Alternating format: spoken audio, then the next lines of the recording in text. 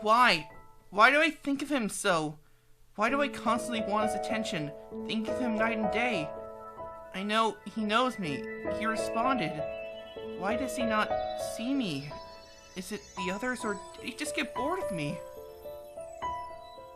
But why? Why do I think of him like this? Why do I constantly... It's not normal. It's strange. Could it be the feeling of... exposing the harlot? I know your guess, and I'm going to prove it. You can't run from me. I'll show you my justice with this video exposing your past.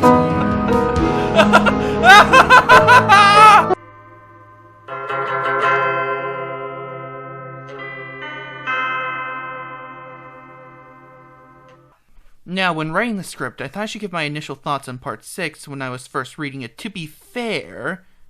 So, I liked it. I could get behind the ever-growing mystery with only a few hiccups. The first being when this manifestation of annoying to the point his death does not satisfy me villain popped up, and I started skipping pages till he was dead or not on the page.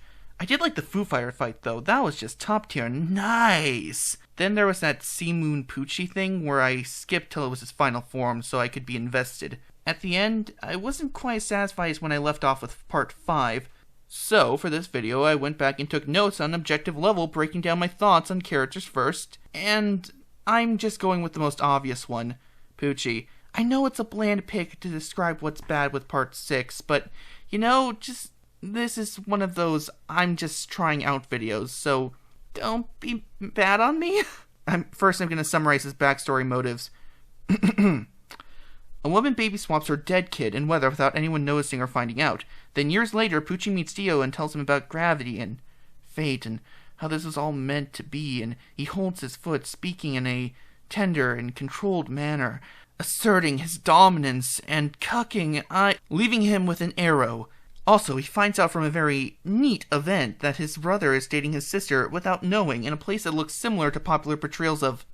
Never mind.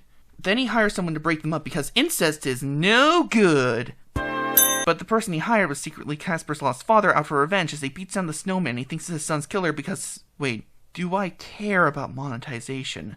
He hired the KKK, and that's just... This is the biggest meme potential ever, and this is why I don't really want Part 6 to be skipped. This is just perfect. Dio says the biggest contradiction to literally everything Dio, then Poochie gives weather amnesia. Now here's the kicker. Most of his philosophy as a person stems from Dio. He does not think or act without Dio putting thoughts like that in his head. He does not believe without Dio. Dio is his everything. As such, Dio has won as the power as the... Just... What? Okay. Which can make him seem one-dimensional because he's completing someone else's plan. There isn't that powerful sense of motive like the Pillarmen who were self-motivated and had different perspectives. He's not a blind in society like Devalio, nor developed like Dio. He's not even a strange observation like Kira, but he did get something from Kira. Strange, random, unexplained power-ups. Now, when I say unexplained, I mean Death Note destroys the Ferris wheel unexplained.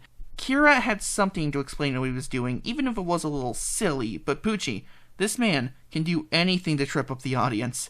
I think that's why he became boring to watch over time. I think the big thing that killed him for me was that insane transforming thing where he can somehow control the weather so Foo Fighter won't die, so he can find Jolene, even though he never uses his power again or does anything close to this ever during the rest of the part, and raises questions like, if he could take the Stand-Up Scout and Whitesnake had range, why did he not take the memory out of Jotaro when he was unconscious? What was that goo power and what was that dream sequence, and just how did it happen if his power has nothing to do with it? Why has he never used it again, even if it would help him out? Why has he not killed Jolene by churning into weather before all of that and just take her disc, or anything with that power? He just had for no real purpose. Now, you could say that they were other people's stands and he's just using them, but then that raises other questions like why he never used them again, or whose stands are they and how? Honestly, at that point, it just felt like he had plot armor of the highest caliber, especially when Weather forgot he can electrocute flood people, make them expand. Like, what? And he can also straight up just control the actual clouds and could probably summon lightning. How does Poochie stand against it? I still think Weather should have won that. There's no way Poochie could win that. But I think I've talked about Poochie enough. Let's move on to the next guys. Jolene's a tiny bit bipolar since she jumps from being Joseph to Jotaro to Josuke. Now, this is just my opinion, because different people can have different readings on a character, but to me, she just sort of changes personalities every arc? Like, here's a good example. Basically, in There Are Six of Us, the Debt Collector, she became stoic, but then afterwards she became more relaxed and more emotional. I understand the stoic bit since she just lost her dad, but in Operation Savage Garden, she just sort of became not stoic anymore, which was fine since it wasn't that noticeable, but by the kiss of love and revenge, she's Josuke. But I'm pretty sure the anime would even her out.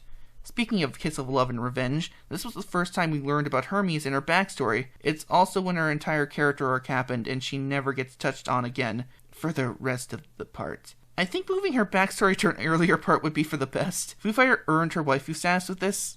Enough said. If I were to say what the big problem the part is, it would be without any real reason, characters are just missing from arcs. Imagine Green Baby if Weather was there. This is a weird trend because in Jailhouse Rocks, it's never elaborated on why the group split up. Because if Weather or Anisui were there, this would be over before it even began. But the big one would be Guest, who became Jolene's servant but just disappears after There Are Six of Us and only appears in Jailhouse Rocks and barely does anything, and then just disappears for the rest of the part. But that's not where her story ends. Now it's time to reveal the truth. You see, even though she disappears, she's still around, just a bit different. This is her new identity, the Shuckmeister. Now you may be thinking, but he's a pizza-faced, chinless college student.